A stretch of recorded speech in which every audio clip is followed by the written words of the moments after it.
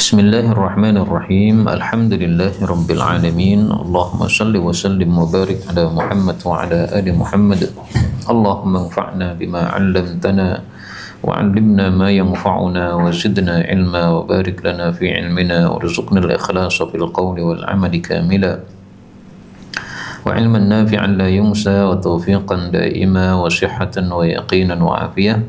Allahumma iftah lana kulla khair wa yassir lana kulla umur. Allahumma ansuril mujahidin warhamil mustad'afin wa dammir a'da'ad din wa tmis ala amwalihim amin ya rabbal alamin. Alhamdulillah kaum muslimin rahimakumullah.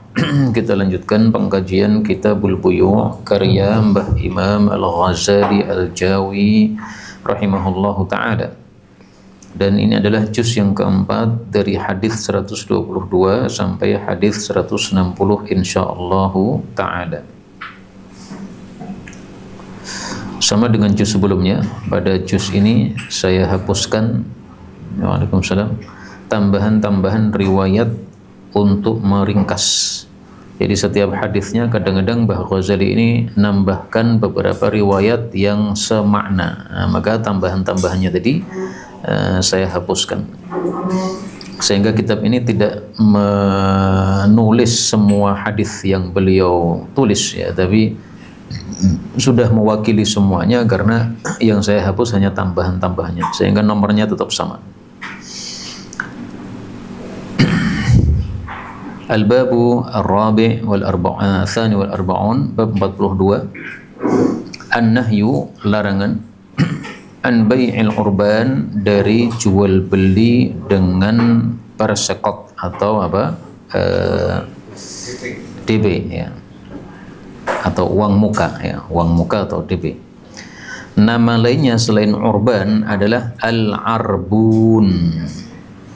Nah, maka baknya ini boleh ditambahi alif urban, boleh ditambahi dengan wawu arbun. Ini sama seperti misalkan kata-kata Zaidan. Nah, ini adalah asalnya dari Zaid, kemudian ditambahi alif nun menjadi Zaidan.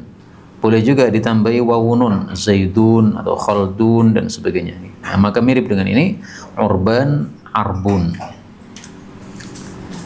122, an Amr bin Shu'aib an abihi an jaddihi radhiyallahu anhu annahu qala, naha, telah melarang Rasulullah sallallahu alaihi wasallam, an bai'i, dari jual beli, al-urbani, dengan uang muka.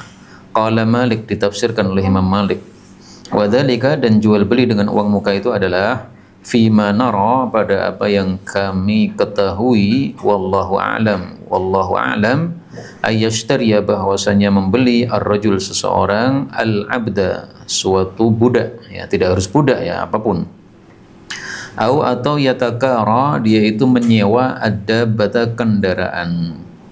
Tsumma, kemudian, yaqulu, dia mengatakan, wa'tika, saya berikan kepada anda, dinaron, 1 dinar, ala, atas syarat, anni, bahwasanya saya, intaraktu, apabila saya meninggalkan, as-sil'ata, barang dagangan itu, alias tidak jadi beli, atau al-qira'a, persewaan itu tidak jadi sewa, fama a'taituka, maka apa yang sudah saya berikan kepada engkau sebagai DP, maka itu adalah laka, menjadi milik kamu. Hadis diriwayatkan oleh Abu Dawud. Hadis ini derajatnya dhaif. Karena itu jual beli urban ini termasuk jual beli yang diperselisihkan oleh para ulama tentang hukumnya. Mayoritas ulama melarang jual beli urban berdasarkan hadis ini. Yang membolehkan dari 4 mazhab itu adalah mazhab Hambali, membolehkan karena hadis larangan ini tidak sahih. Hadis dhaif tidak bisa dijadikan sebagai dalil dalam masalah hukum ya. Kalau masalah fadilah amal masih bisa diamalkan dengan syarat-syarat tertentu. Tapi kalau untuk hukum maka tidak bisa hadis dhaif untuk hukum. Saya temukan dalam Sunan Tirmidzi, Imam Ahmad bin Hanbal disampaikan kepada beliau 1 hadis dhaif maka beliau marah dan menyuruh orang yang menyampaikan itu istighfar kepada Allah Subhanahu wa taala. Yang punya Tirmidzi nanti dibuka hadis nomor berapa ini? 376 ya. Coba lihat. 502. Hadis 502. Nah, di sini perselisihan pendapat para ulama, siapa yang wajib Jumatan? Ada dua pendapat. Pendapat pertama mengatakan yang wajib Jumatan yang mendengar azan. Tidak mendengar azan alias terlalu jauh masjidnya, enggak wajib Jumatan. Pendapat yang kedua mengatakan ini, al-jumu'atu Jumatan itu ala man awahul lail ila ahli. Atas orang yang malamnya sudah sampai kepada keluarganya. Jadi misalnya kita safar dari Solo ya. Malamnya kalau sudah balik ke Solo lagi, maka wajib Jumatan. Meskipun jauh kalau safar kita, tapi oleh malam balik berarti Jumatan. Ini hadis dhaif. Begitu ini hadis disampaikan, fa ghadiba alayya Ahmad. Imam Ahmad marah kepada saya yang menyampaikan hadis ini. Beliau mengatakan istaghfir rabbaka, kamu minta ampun kepada Allah. Istaghfir rabbaka, kamu minta ampun kepada Allah.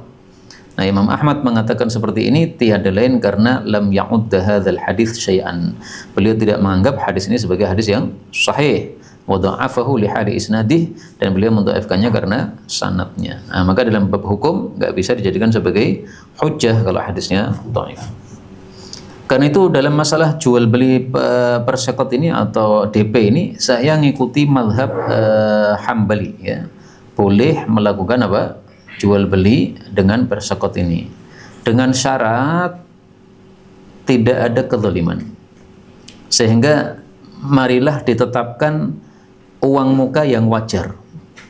Yang kira-kira kalau uang muka itu dilepas oleh si pembeli yang batal membeli, itu tidak sampai merugikan dia. Dan biasanya orang yang melakukan seperti ini sudah bisa menghitung ya kira-kira berapa kalau mau dikasih uang muka yang sampai tidak merugikan kedua belah pihak. Karena hadis ini derajatnya dhaif tadi ini. Nah, makanya hadis ini di belakang saya kasih tanda dot, ini adalah derajatnya dhaif dan tidak bisa dijadikan sebagai hujjah, tapi tetap saja kita anggap kita akui adanya khilaf di antara para ulama dalam bab ini. Dan ini termasuk sebab perselisihannya para ulama, yaitu gara-gara hadisnya dhaif. Ini ada kitab judulnya Sababu Ikhtilafi Al-Fuqaha. Oh, ternyata nggak ada di sini ya. Nah, Ikhtilaful Fuqaha. Saya pernah baca buku judulnya Asbabu Ikhtilafil Fuqaha. Mungkin asbab ya. Asbab. Nggak ada di sini. Nah, berarti belum masuk maktabah syamilah. Sebab-sebab perselisihannya para ahli fikih. Nah, salah satu sebabnya seperti ini. Ada satu hadis dhaif. Nah, sehingga memunculkan perselisihan pendapat. Demikian juga sebab yang lain adalah karena derajatnya yang diperselisihkan. Sebagian ulama katakan sahih, sebagian mengatakan dhaif. Nah, akhirnya terjadi perselisihan seperti dalam kunut subuh itu. Itu yang mensahihkan adalah Imam Syafi'i, imam yang mendhaifkan Imam Ahmad. Akhirnya perselisihan pendapat. Baik, kemudian kita ambil beberapa faedah. Faedah yang pertama, hadis ini diriwayatkan dari Amr bin Syu'aib an abihi an jaddih. Ini sudah pernah kita bahas dulu. Para ulama dalam hal ini ada dua mazhab, ada yang mensahihkan, ada yang mendhaifkan. Yang mensahihkan mengatakan bahwa ini antara cucu dengan bapak dengan kakek ini semuanya berjumpa. Sehingga karena berjumpa ya berarti apa? Sahih riwayatnya. Adapun yang mengatakan dhaif itu karena menganggap bahwa ini tidak berjumpa tapi hanya meriwayatkan dari naskah kakeknya. Jadi seorang cucu nggak ketemu sama kakeknya, tapi di rumah dia ada tulisan tangan kakeknya. Langsung diambil tulisan tangannya tadi diriwayatkan kepada orang lain. Nah, maka dianggap sanadnya putus, tidak tersambung. Karena itu hadis tentang yang diriwayatkan oleh Amr bin Syu'aib ini ringkasnya. Kalau hadisnya itu sesuai dengan hadis-hadis yang diriwayatkan oleh perawi lain, nah itu bisa diterima. Kalau ternyata dia menyelisih hadis-hadis yang diriwayatkan oleh perawi yang lain, maka dhaif. Nah, kalau di sini tidak ada hadis yang semakna dengannya, ini adanya satu hadis ini, sehingga Mbah Ghazali pun juga di sini hanya menampilkan satu hadis saja, tidak ada hadis yang lain seperti biasanya beliau tampilkan beberapa hadis. Faedah berikutnya, ini Imam Malik mengatakan yashtari ar-rajulul 'abda, seseorang membeli budak. Yatakarad dabah, menyewa kendaraan. Ini semuanya seperti yang sudah kita sampaikan kemarin, yaitu apa? Tafsirun bil mithal, menafsirkan sesuatu dengan memberikan contoh. Dan ini biasa dilakukan oleh ahli tafsir dan ahli hadis seperti ini. Sehingga kalau kita sudah tahu bahwasanya ini adalah tafsirun bil mithal, maka kita tidak akan mengatakan ini harus berlakunya untuk budak saja, selain budak nggak berlaku, nggak begitu ya. Karena memang adalah contoh. Nah, contoh yang paling gampang ya waktu itu kalau atau budak atau kendaraan. Nah, kalau sekarang terserah mau kasih contoh apa, HP ataupun yang lainnya. Kemudian satu hal yang menyebabkan saya cenderung mazhab Imam Ahmad, selain karena hadis ini dhaif ya, juga karena ini, fama a'taituka fahuwa laka, apa yang sudah saya bayar kepada Anda, kalau saya batal itu menjadi milik Anda. Berarti kan sudah rela, Pak. Kalau sudah rela berarti sudah tidak ada masalah. Sebagaimana dalam hadis yang dulu kita sampaikan itu, la bai'a innamal bai'u an taradin. Innama tiada lain al bai'u, jual beli yang sah itu adalah antaradin, saling ridho. Ini sudah saling ridho. Kemudian penyebab yang ketiga saya pilih mazhabnya Imam Ahmad bin Hanbal, karena kalau tidak boleh adanya uang muka itu bisa mendolimi si penjual. Saya punya hotel, kemudian ada orang sudah bayar DP. Kalau sudah bayar DP kan nggak mungkin ruangnya saya berikan orang lain kan. Nah, ketika ada orang lain ingin masuk hotel saya bilang mohon maaf sudah penuh. Nah, ternyata yang sudah bayar DP hari itu kemudian membatalkan. Nah, akhirnya saya yang rugi. Semestinya tadi ada pelanggan masuk, gara-gara sudah di DP nggak saya masukkan, ternyata malah dibatalkan. Nah, kalau nggak ada uang muka berarti saya sebagai penjual bisa rugi, mengurangi pemasukan. Wallahu a'lam. Berikutnya bab 43. An-nahyu, larangan, an bai'i, dari menjual ma laisa indah, apa yang tidak ada di hadapan dia, maksudnya sesuatu yang belum ready di hadapan dia, nggak boleh dijual. 123. An Hakim bin Hizam radhiyallahu anhu qala, ya Rasulullah, wahai Rasulullah, ya'tini, datang kepada saya, ar-rajulu, seseorang, fayuridu, lalu dia menghendaki, minni, dari saya, al-bai'a, jual beli, laisa indi, yang tidak ada pada saya, barangnya enggak ada. Afa abta'uhu, bolehkah saya membelikan barang itu, lahu, untuk si pembeli, minas suqi, dari pasar. Faqala, maka Nabi mengatakan, la tabi', kamu jangan menjual, ma laisa, apa yang tidak ada, indaka, di hadapanmu. Hadis riwayat Abu Dawud.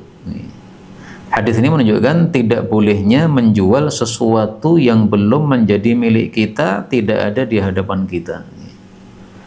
Nah, dulu pernah kita bahas bahwa sebab larangan jual beli itu mayoritasnya 3 sebabnya.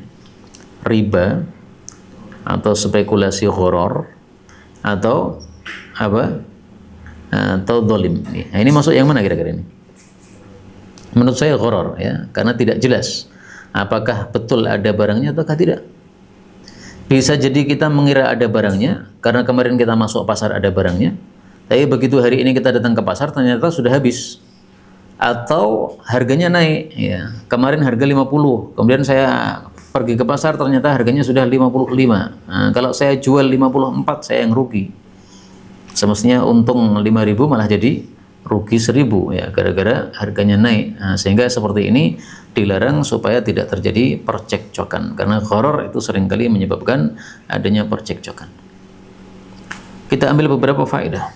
Faedah yang pertama, Hakim bin Hizam, mudah-mudahan panjenengan masih ingat, ini sahabat Nabi yang usianya berapa? 120 tahun, sudah 120 tahun ya. Karena 60 tahun dia sebagai kafir, 60 tahun lagi sebagai muslim. Nah, maka usianya agak panjang, 60-60. Faedah berikutnya, dalam hadis ini disebutkan la tabi' ma laysa indak, jangan menjual apa yang tidak ada di hadapanmu. Tetapi ada pengecualian dari hadis ini. Pengecualiannya contohnya apa? Contohnya kalau kita menjual sebagai perwakilan, Jadi misalnya saya punya rekanan di pasar, kemudian barang-barangnya di sana lengkap. Saya hanya memfoto-foto saja, kemudian saya iklankan di Facebook saya misalnya. Barangnya harganya sekian, sekian, sekian. Dan saya sudah mendapatkan izin dari si pemilik toko untuk menjualkan. Nah, maka kalau saya ada orang yang beli, langsung saya WA-kan kepada pemilik toko, dia akan kirim ke rumah saya, kemudian saya jual ke orang yang membeli. Nah, seperti ini, meskipun laisa indak, meskipun barangnya tidak ada di hadapan kita, tapi diperbolehkan karena kita sudah menjadi apa? Wakil. Reseller. Ya, reseller. Reseller itu tergantung. Kalau dia resellernya berupa wakil, maksudnya sudah mendapatkan izin, maka sah, nggak ada masalah. Karena kaidahnya gini, al-wakilu kal asili. Al-wakil, wakil itu kal asil, seperti asalnya. Asalnya boleh menjual karena dia pemiliknya, maka wakilnya seolah-olah dia juga pemiliknya juga. Berbeda dengan yang belum jadi reseller tadi, artinya belum ada hubungan antara apa? Pembeli dengan penjual, antara penjual pertama dengan penjual kedua. Nah, maka karena belum ada hubungan, ini tidak sebagai wakil, maka masuknya pada larangan yang disabdakan Nabi Sallallahu Alaihi Wasallam.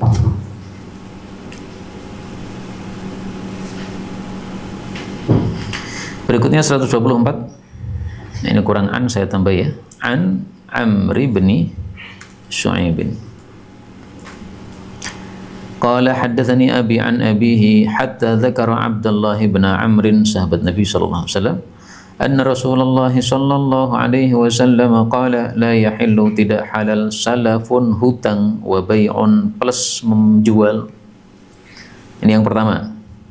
Yang kedua, wala syartani, tidak halal pula dua syarat fi bai'in, dalam satu jual beli. Yang ketiga, wala ribhu, tidak halal mengambil untung, ma lam yudman, sesuatu yang belum ditanggung. Yang keempat, wala bai'u, dan tidak boleh menjual ma laisa indak, apa yang tidak ada padamu. Ini sudah lewat tadi. Berarti di sini ada 3 perkara yang belum kita bahas. Yang pertama, salafun wa bai'un, hutang plus menjual. Misalnya seseorang minta utangan kepada saya 1 juta. Saya berikan 1 juta, tapi saya syaratkan HP yang dia bawa harus dia jual kepada saya. Padahal dia butuh HP tadi. Tapi karena dia butuh utangan, maka dia terpaksa menjual HP-nya kepada saya. Nah, seperti ini termasuk salafun wa bai'un. Saya mau ngasih utangan, tapi memaksa dia menjual HP yang dia miliki kepada saya. Seperti ini nggak boleh. Ini sama dengan pemaksaan kepada orang yang sedang terdesak. Dia butuh utangan, terus kita paksa untuk menjual. Sementara sebenarnya dia tidak pengen menjual. Ada tafsiran lain atau contoh lain. Contoh lain ini sudah saya tampilkan di bawah, nomor 8 nih.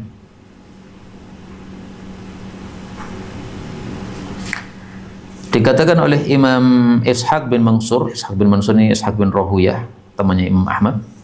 Saya bertanya kepada Imam Ahmad, ma makna naha an salafin wa bai'in? Apa sih maksudnya larangan salafin wa bai'in? Maka beliau menjelaskan, ini adalah contoh bil mithal ya.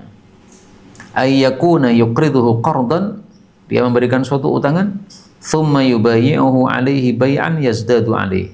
Kemudian disuruh untuk melakukan jual beli tadi ya. Nah, ini yang kedua, contoh yang kedua. Wa yahtamilu, bisa juga, maksudnya adalah ayyakuna yuslifu ilaihi fi syai'in, meminjamkan kepadanya sesuatu. Fayaqulu, lalu dia mengatakan, illam yatahayya indak, kalau kamu tidak bisa melunasi, fahuwa bai'un alaik, maka itu menjadi jual beli terhadap engkau. Jelas ya? Jadi memberikan utangan. Misalnya kalau ini gambarannya utangan barang. Misalnya dia pinjam onta atau utang onta. Utang onta, kemudian onta itu harus dibayarkan dikembalikan pada waktu yang sudah disepakati. Misalnya dia utang onta akan dikembalikan onta lagi akhir bulan. Tapi illam yatahayya indak, Kalau unta yang semestinya kamu kembalikan belum ada, fahuwa bai'un in 'alaika. Maka unta yang dulu kamu utang itu kamu harus apa? Kamu beli. Nah, berarti harus dibayar dalam bentuk uang, tidak dalam bentuk barang sebagaimana asal akadnya. Nah, ini semuanya termasuk dalam salafun wa bai'un, karena awalnya utang kemudian akadnya diubah menjadi jual beli. Kalau melanjutkan kreditan yang sering kasus, melanjutkan kreditan, apakah termasuk salafun wa bai'un gitu ya?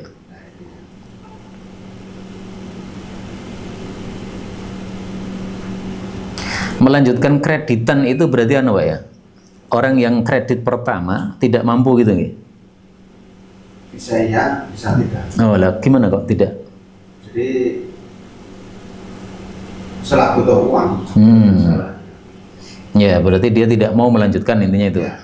Terus akhirnya dilempar kepada orang lain. Biasanya gitu gimana? Dia hanya melanjutkan kurangannya atau gimana tuh biasanya? Ya, bayar ke orang yang pertama. Oh, bayar itu ya. Nah, jadi membayar kepada orang yang pertama beli, terus sama melanjutkan sisanya. Ya. Apakah termasuk di sini? Ya. Yang zahir bagi saya, wallahu alam tidak itu. Ya. Karena ini sebenarnya salafun wa bai'un ini kalau kita perhatikan, ini adalah dua akad dalam satu akad. Ya kan? Kamu mau utang kepada saya, baik, saya kasih 1 juta. Tapi barangmu, HP-mu jualah kepada saya. Nah, ini dua akad dalam satu akad. Nah, kalau yang antum tanyakan ini berbeda. Ya. Ini 3 orang yang berbeda. Ya. Sudah sah akad antara A dengan B, habis itu kemudian akad yang lain kepada C. Nah, ini masalah yang lain. Ini yang terakhir bagi saya seperti itu. Wallahu a'lam bishawab. Kemudian yang kedua di sini, wala syartani fi bai'in. Tidak boleh ada 2 syarat dalam satu jual beli. Sehingga dalam satu jual beli atau satu akad, itu kalau ada persyaratan harus syaratnya cuma 1 saja. Syarat 2 batal. Ini menurut pendapat Imam Ahmad bin Hanbal rahimahullah, sebagaimana disebutkan oleh Imam Tirmidzi. Ketika beliau ditanya masalah ini, maka dia menjawab, yang dimaksud 2 syarat itu adalah contohnya abi'uka hadza thawb. Saya jual baju ini kepada Anda, wa alayya khiyatatuhu wa qasaratuhu. Saya harus menjahitnya dan saya harus memendekkannya atau memotongnya. Nah, maka kata Imam Ahmad bin Hanbal, ini adalah 2 syarat, nggak boleh 2 syarat. Tapi kalau dia mengatakan abi'ukahu wa alayya khiyatatuhu, saya jual kepada engkau kain ini, nanti yang jahit adalah saya. Nah, ini cuma 1 syarat kata beliau, nggak apa-apa. Atau sebaliknya, abi'ukahu wa alayya qasaratuhu, ya. Saya menjualnya kepada engkau dan nanti yang memotongnya saya. Nah, ini syaratnya cuma 1, kata Imam Ahmad bin Hanbal, tidak ada masalah. Berarti pemahaman Imam Ahmad bin Hanbal terhadap kata-kata ini, syartani, 2 syarat dalam satu jual beli, ini adalah sesuai dengan lafalnya, tekstual. Ya. Pokoknya 2 syarat berarti yang haram 2 syarat, 1 syarat berarti boleh. Nah, fikih Imam Ahmad seperti ini, yaitu sesuai tekstual, itu memang kita temukan dalam banyak hal. Tidak hanya dalam hadis ini saja.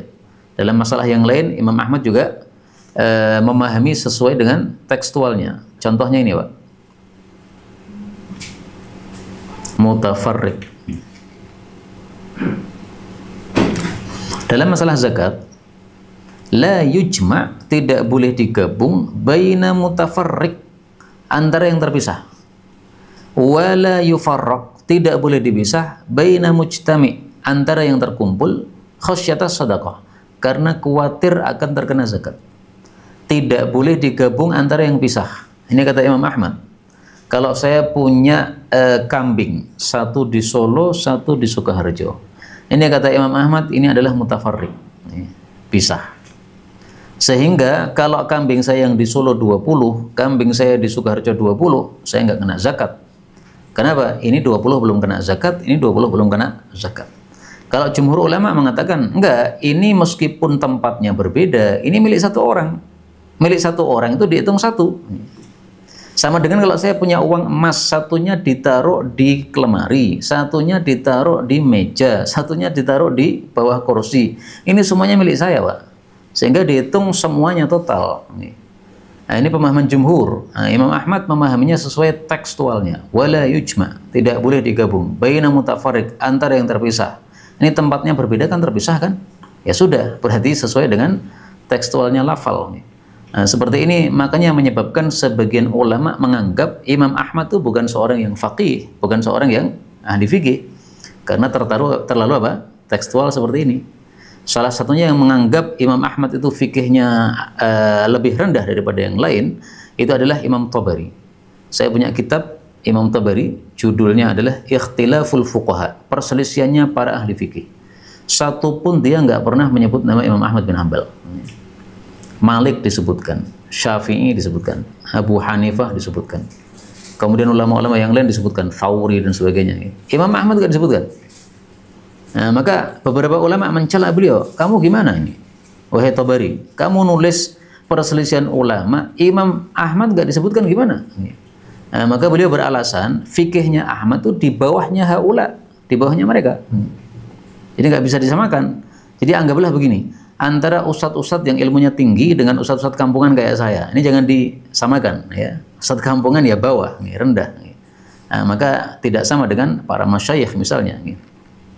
Nah, sehingga Imam Tabari dicela oleh beberapa ulama dengan sebab itu, dan beliau katanya sudah minta maaf atas apa yang beliau lakukan. Tapi menurut saya masuk akal. Kenapa Imam Tabari tidak memasukkan Imam Ahmad dalam kategori fuqaha yang lebih tinggi ilmu fikihnya daripada beliau? Karena salah satunya ini tadi, ya, terlalu tekstual. La syartani, tidak boleh dua syarat. Berarti kalau dua syarat nggak boleh, satu syarat boleh. Nah, sementara ulama yang lain memahami ini yang dimaksud adalah syarat-syarat yang tidak sesuai dengan syariah dalam jual beli. Kalau syaratnya tidak menyelisih syariah, tidak ada masalah. Contohnya,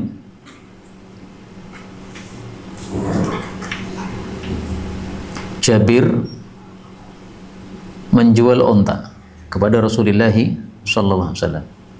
Kemudian dia memberikan syarat, washtarattu, saya minta syarat kepada Nabi. Apa syaratnya? Humlanahu ila ahli. Saya akan menunggangi unta yang saya jual kepada Nabi ini, saya tunggangi dulu sampai rumah. Karena ini jual belinya pas di waktu safar. Ini karena tengah perjalanan saya masih butuh unta ini, saya pakai dulu sampai rumah.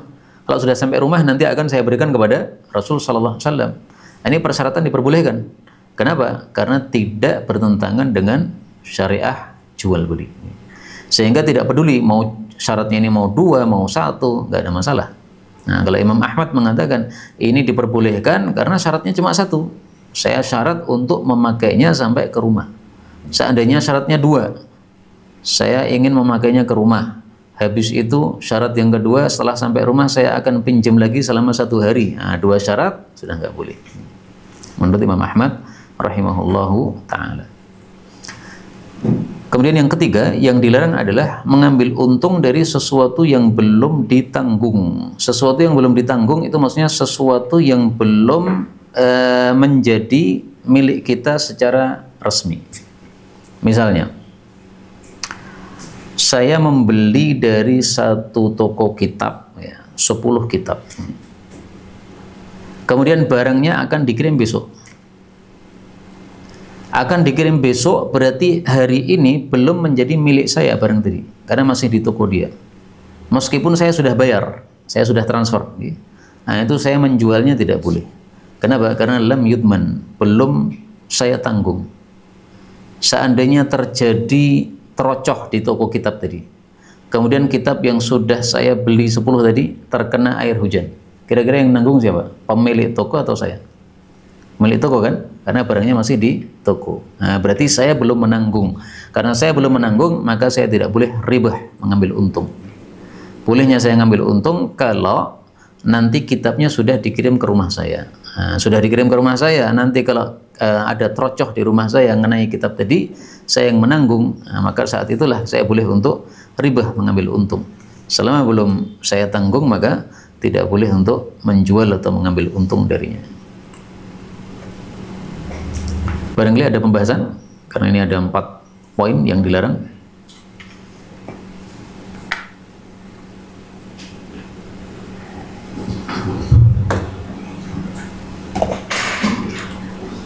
Berikutnya, nah. Kalau di pasar-pasar itu modelnya seperti calon-calon itu, menjualkan barang itu, kalau dia langsung kadang memberikan harga tinggi itu gimana? Oh enak, barang ini harganya segini dulu. Padahal bukan milik dia dan bukan wakil. Ya kalau wakil Allah begitu. Itu boleh tak? Intinya kalau wakil boleh, kalau nggak wakil nggak boleh. Karena tadi masih ada jahalah atau horor tadi, ya. Nggak jelas. Kalau dia wakil, dia biasanya tahu dari bosnya, ya kan, barangnya sisa berapa, kemudian harganya sekarang berapa, tahu betul karena dia sebagai apa? Wakilnya. Wakilnya biasanya sudah ada satu grup gitu kan, sama bosnya tersebut, nah, sehingga tidak akan ada ketidakjelasan. Tapi kalau hanya sebagai calo-calo yang tidak ada kaitan dengan penjual alias tidak mengetahui dia secara jelas, nah, maka masuknya horor atau jahalah itu. Makitan. Nggih, monggo. Ini kasus ya kaitannya dengan salafun Bapak. Ya. Anak saya itu punya sopir catering. Profesi tekstil itu. Tapi dia punya samben. Sambennya itu cukup menguntungkan. Dia nampani motor-motor. Motor. Ya. Jadi sering saya bahkan pernah tawani dulu, tapi tidak berani. Dari daerah Pati. Orang Pati sana kredit motor fiction. DP 2,5 juta. Bulan pertama dicicil 300.000. Bulan berikutnya sudah ngontak sama sopir anak ini. Pertemuan. Bidol 5 juta.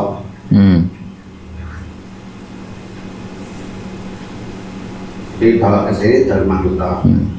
Kemudian oleh sopir ini dibel lagi 7,5. Nah saya ditawani duit, ini pendengan 6,5 duit.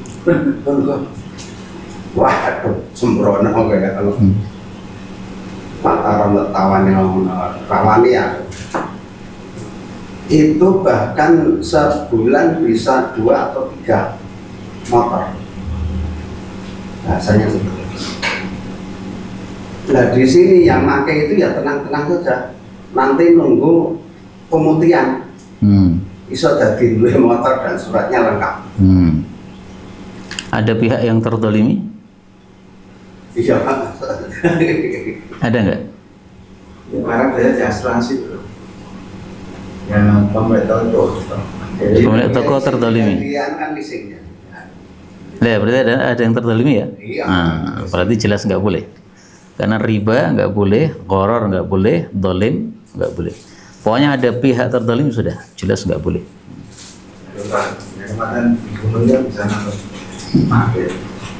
Ini yang marah pedotan juga istilahnya. Apa itu? Pedotan. Iya memang pedotan. Ya, itu mereka juga punya dalil istilahnya itu putus riba katanya. Saya pernah dengar seperti itu. Itu sama dengan ya, punya tetangga janda, ya. Kemudian malam-malam ditemani bubuk. Ya. Alasannya ini kasihan, kesepian. Ya. Mau alasan apapun haram. Ya. Nggak bisa dibuat-buat gitu. Apa? Pre-order. Pre-order itu tidak termasuk yang la bai'a ma laisa indak, tapi masuknya dalam bab salaf. Salaf itu uang dibayar dulu, barangnya kemudian sesuai dengan ciri-ciri atau sifat-sifat yang sudah tertentu rinci. Nah itu salaf. Dan seringkali kita itu melakukan salaf secara tidak sadar. Misalkan saya datang ke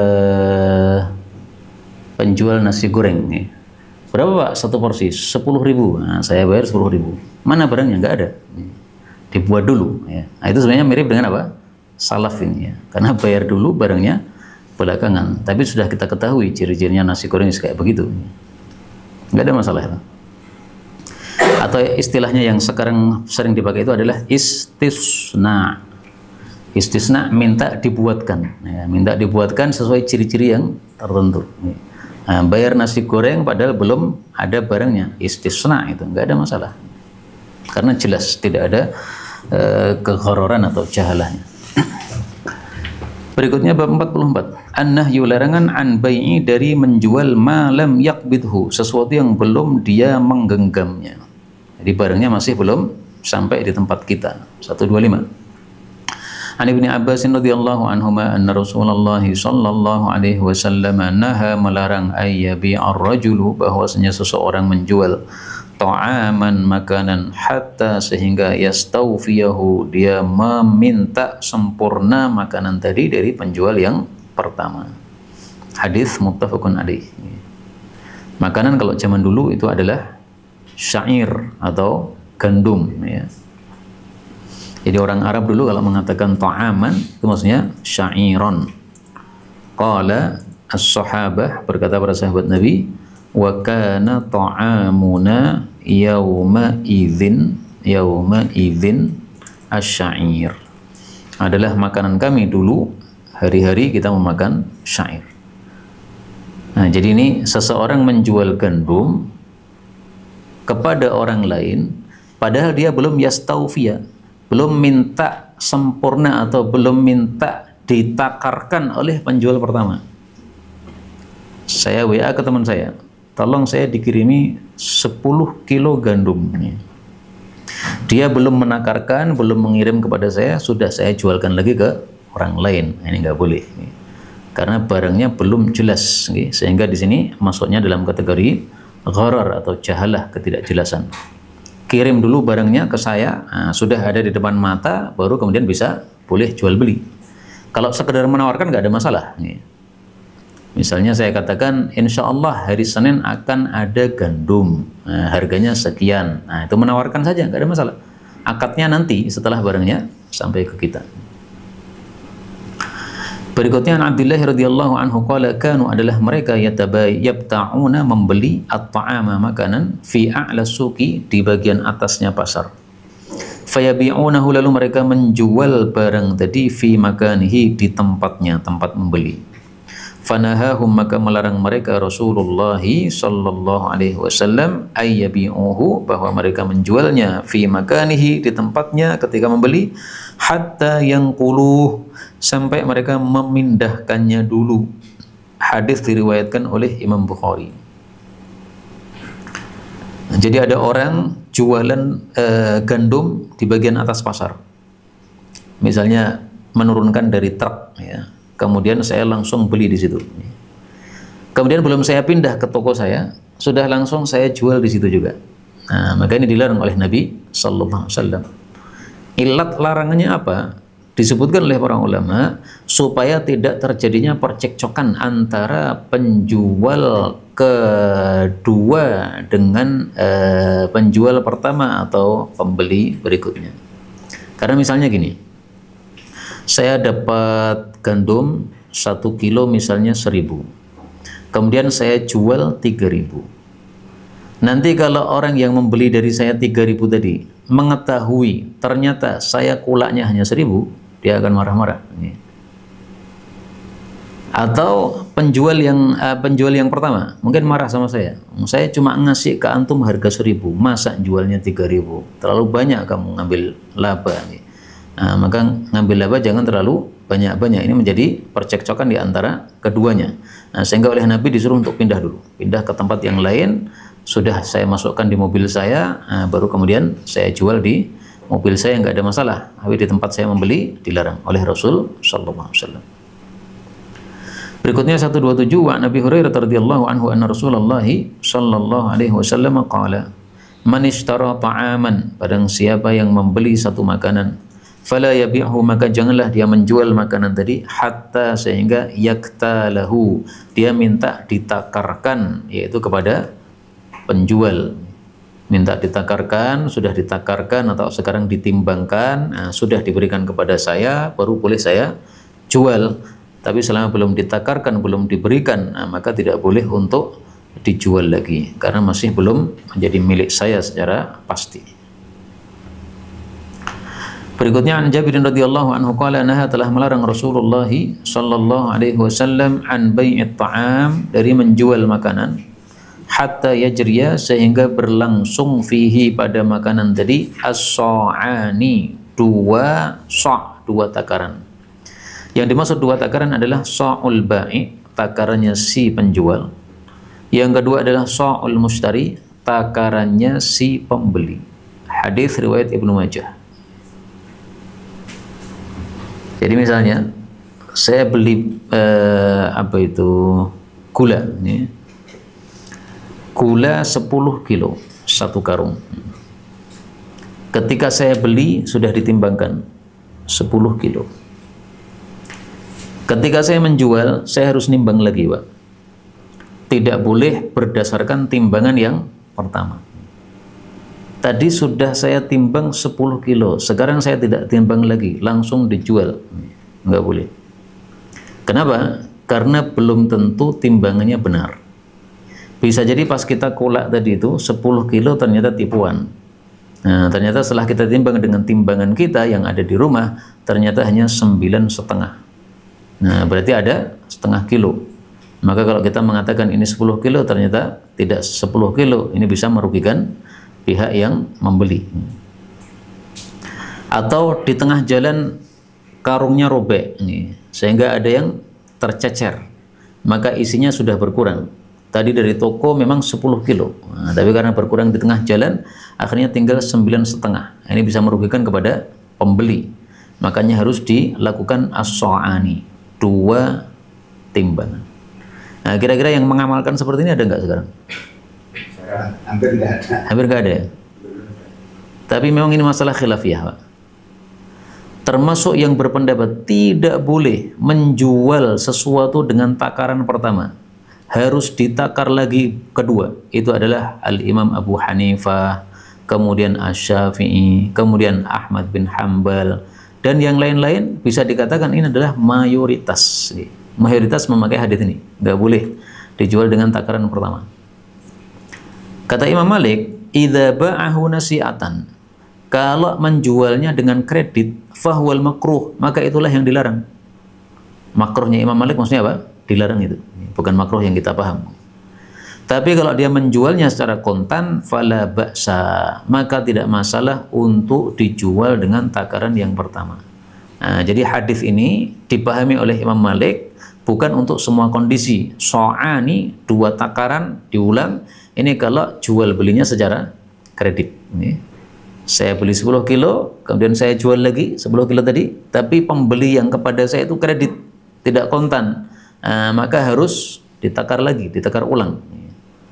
Pendapat yang ketiga yang paling ringan. Dari Imam Atha, dia mengatakan boleh menjualnya tanpa harus diulang lagi penakarannya, baik itu nasaan secara kredit atau naqdan atau secara kontan, sama saja tidak harus ditakar lagi. Berarti kata-kata naha, melarang, di sini berarti ada perselisihan persepsi para ulama. Larangannya haram atau larangannya makruh.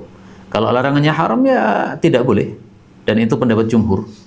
Dan pendapat jumhur ini sesuai dengan kaidah. Kaidahnya al-aslu fin nahyi lit tahrimi. Hukum asal larangan adalah haram, berarti nggak boleh. Istilah syar'i tahrim, ya, haram. Kadang-kadang para ulama mengungkapkan kata-kata la yajuzu, tidak boleh. Tidak boleh itu ya haram. Nah, jadi istilah para ulama la yajuz itu maksudnya ya haram itu. Kalau kita pahami larangan ini bukan larangan haram, hanya larangan makruh saja, nah, maka berarti tidak harus betul-betul ditakar ulang 2 kali. Nah, untungnya ada perselisihan pendapat, Pak. Kalau tidak ada perselisihan pendapat, nggak bisa berkutik kita.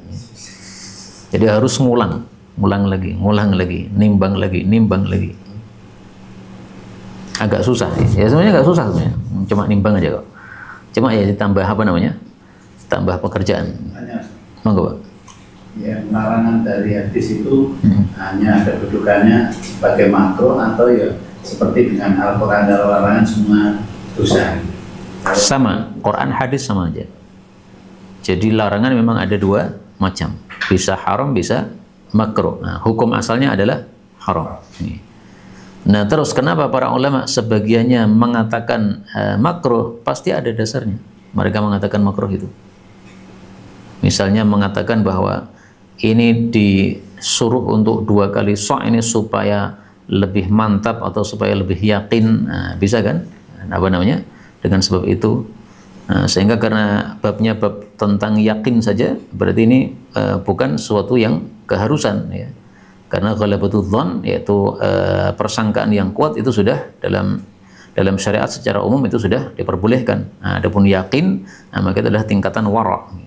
Nah, kalau ini dipahami sebagai tingkatan wara', maka ini larangannya tidak sampai kepada haram. Ini hadis riwayat Ibnu Majah, dan hadis ini dimasukkan oleh Ibnu Majah pada bab larangan menjual makanan sebelum kita terima. Khusus makanan. Apakah ini khusus makanan? Nah, kita temukan perkataan Ibnu Abbas.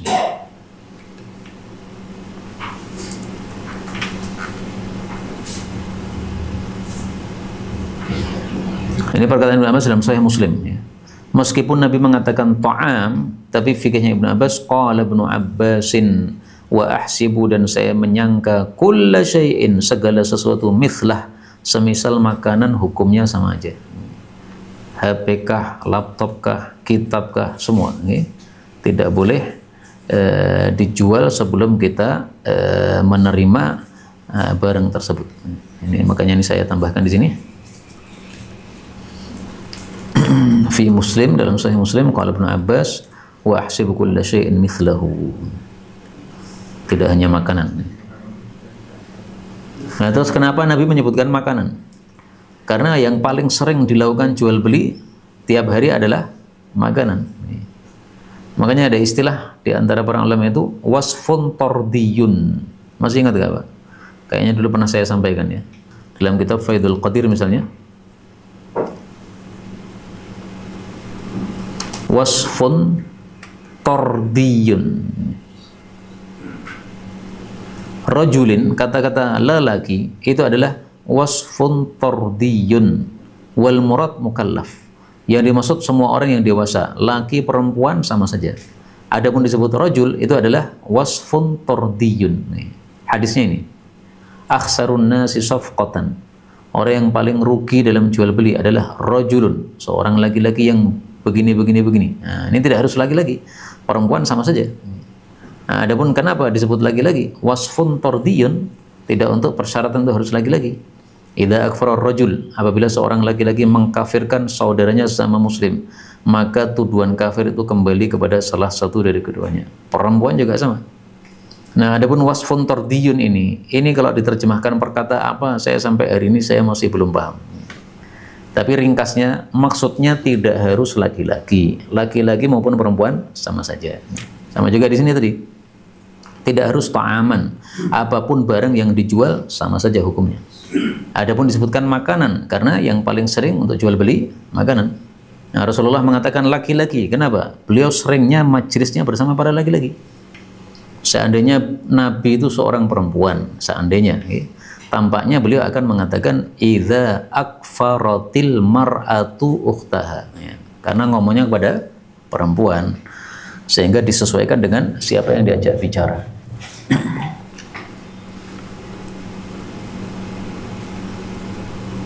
Terakhir nih sekalian, karena kurang satu hadis.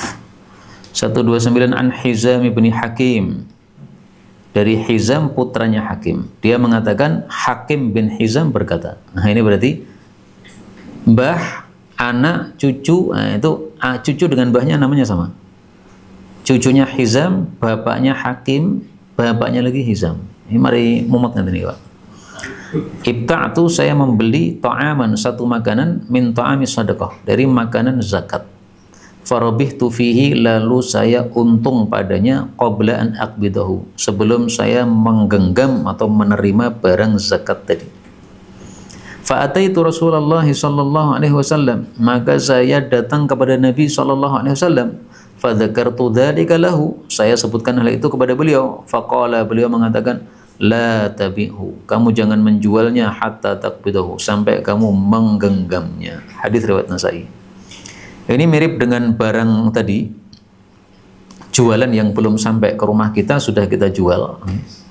Tapi ini bedanya bukan jual beli, tapi nemunya dari ta'ami sadaqah, membelinya dari makanan zakat. Misalnya gini, saya punya tetangga miskin, dia setiap akhir bulan pasti dapat bantuan dari Baitul Mal beras 10 kilo misalnya, atau dapat 50 kilo. Ini belum datang akhir bulan, sudah saya beli, Pak. Biasanya akhir bulan dapat 50 kan? Ya, udah ini saya bayar dulu. 50. Sudah saya bayar 50, kemudian saya jual lagi. Dan sudah ada orang yang ngasih untung kepada saya 60 harganya. Nah, saya sudah untung. Saya belinya 50.000, dia belinya 60.000. Tapi barangnya sendiri belum ada. Kapan datangnya? Nanti akhir bulan insya Allah akan ada kiriman dari Baitul Mal. Nah, nggak boleh karena belum jelas. Bisa jadi Baitul Malnya pas bangkrut, nah, sehingga tidak bisa memberikan beras sebagaimana biasanya, atau ada sebab-sebab yang lainnya.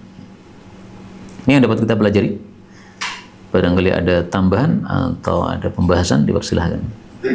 Beda salam dengan salaf tadi. Salam dengan salaf sama saja, itu hanya perbedaan bahasa antara Hijaz dengan non-Hijaz. Non-Hijaz mengatakan salaf, Hijaz mengatakan salam, atau sebaliknya, seperti itu aja. Tadi yang itu kan tadi yang jual beli lah. Ya. Kalau yang jual beli itu ternyata yang menjual itu katakan terzalimi, tetapi dia rela, boleh nggak? Yang apa, uang muka itu? Misalnya gini, beli sapi korban itu 20 juta, tapi yang membeli itu yang mengantarkan saya perantara maklarnya itu minta 1 juta, tapi yang membeli mau, atau yang membeli itu rela dengan yang menjual itu rela menerima 19 itu. Seperti ini kan merasa terzalimi, tetapi dia rela mau, boleh nggak?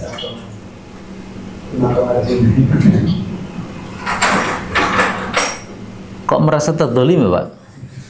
Kan sudah sepakat dengan harga itu. Tapi ringkasnya gini, orang yang maklar itu berhak dapat bagian, dan bagiannya sesuai dengan kebiasaan atau sesuai dengan kesepakatan. Kesepakatannya 1 juta, kasih 1 juta, jangan dikurangi. Kalau tidak ada kesepakatan, kembalikan kepada adat. Adatnya maklar itu dapat berapa? 2%. 2%. Nah, kasih 2%. Kalau dikasih 1% dolim. Karena ada orang begitu, melihat uang banyak mau ngasih 2% keberatan. Padahal sebenarnya kalau dikurangi 2%, dia masih punya 98%, Pak. Tapi saking pelitnya manusia kayak gitu. Nah, seperti itu, kalau tidak mau 2% harus diakadkan di awal. Ini saya maunya 1% saja, silahkan mau jadi comblang, tapi 2% saya nggak mau. Nah, boleh begitu. Atau ditetapkan angka. Karena itu tetap sebagai pekerjaan juga, dan hukumnya pekerjaan harus dapat upah dari pekerjaannya. Maka berlaku kaidah itu, al-'adatu muhakkamatun. Kebiasaan itu ditetapkan sebagai hukum. Kebiasaannya 2%, kasih 2%. Kurang dari itu dolim. Kecuali udah sepakat tadi. Nah, kalau tadi sudah sepakat 1 juta, ya mestinya nggak merasa terdolimi, Pak? Karena sudah sepakat dengan harga seperti itu. Tapi kesannya kan dirugikan gitu. Sebenarnya enggak juga. Dirugikannya kenapa? Karena 20 menjadi 19. Tapi kan diuntungkan karena ada yang beli. Sebenarnya enggak dirugikan juga. Tambahan, Pak. Nggih. tentang soal ini tadi. Iya. Ini insya Allah berkaitan dengan hikmah tasrif. Kebetulan saya kan punya warung kerontong. Iya. Jadi terus tua-tua kulaannya orang seketan gula dan sebagainya. Jadi kulaannya ke pasar itu ya gula seperapatan, lenga seperapatan, gandum seperapatan dan sebagainya. Itu kalau kulaan neneng nulis dulu diri, bulan pisau tanah, itu alhamdulillah aman. Jadi timbangannya pas. Itu dianti rasanya. Oh iya. Itu aman, tidak harus mempergunakan kadis itu aman. Tapi ketika adik saya tutup, masuk umroh, harus kulaan tempat lain, ini yang menjadi masalah. Karena kurang. Nah, bahasanya sing anget sing dodol. Karena selalu kurang. Iya, kurang kan. Cucuk adu cucuk wae ora bahasane. Jadi barangkali ini rogone jane kacek. Iya. Ini kok kurang ajar banget bahasane. Ya, makanya sesuai dengan hadis tadi ya. Iya.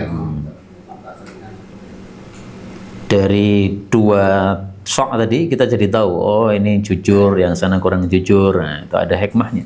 Dan ketika kita ngurusi zakat fitrah di masjid, ini kasus seperti itu banyak sekali. Kok zakat gimana? Iya. Oh kurang gitu maksudnya? Mustakimnya itu sekilo, 2,5 kilo itu cuma 2,3, 2,3, 2,3 setengah dan seterusnya. Tidak perlu betul bahasa nonton ya pun meneh ada, tapi ada yang pun perlu tambahi. Jadi ini perlu beli betul. Iya. Terutama untuk panitia zakat fitrah harus hati-hati. Jadi kejujuran di penjual di Indonesia masih belum belum sempurna berarti. Sangat. Ini yang paham yang suka jual beli nih. Oke, jazakallahu khairan. Ada lagi mungkin? Seperti teh, maaf ya, tidak kritik semuanya. Teh jumbo 3.000 rupiah itu. Jadi saya ceritanya tonggo saya adalah orang biasa membeli pasir, kecuali di sini di rantai. Tetangga itu sambat-sambat. Jadi beli itu langsung sampai rumah watuk miklik. Padahal dia ini cerita pulau itu dodol, tapi pakai gula pasir asli. Berarti itu pakai sakarin dan seterusnya. Jadi contoh yang diantar semalam. Iya. Berarti tidak semuanya pakai gula pasir yang aman nih. Iya. Berarti perlu ditulis ya. Gula pasir saja bagi saya kan tidak aman gitu, apalagi. Tapi insya Allah kalau Bismillah insya Allah aman. Enggak, saya sama dokter Surya kan. Oh. Kamu tenang harus hati-hati ya. Iya. Baik, ini tambahan dari beliau nih. Oh iya, tadi ada yang sakit Pak. Oke, dua yang biasa duduk di sini mau didoakan. Pak Soleh sama Pak Taslim, dua orang ya. Iya. Baik, kita doakan. Allahumma salli ala Muhammad wa ala ali Muhammad. Allahumma shfihima washfi mardal muslimin. Nas'alullah al-azim rabbal arshil azim ay yashfiyahum. Nas'alullah al-azim rabbal arshil azim ay yashfiyahum. Nas'alullah al-azim rabbal arshil azim ay yashfiyahum. Nas'alullah al-azim rabbal arshil azim ay yashfiyahum. Nas'alullah al-azim rabbal arshil azim ay yashfiyahum. Nas'alullah al-azim rabbal arshil azim ay yashfiyahum. Nas'alullah al-azim rabbal arshil azim ay yashfiyahum. ربنا آتنا في الدنيا حسنة وفي الآخرة حسنة وقنا عذاب النار وصلى الله وسلم وبارك على النبي محمد الحمد لله رب العالمين.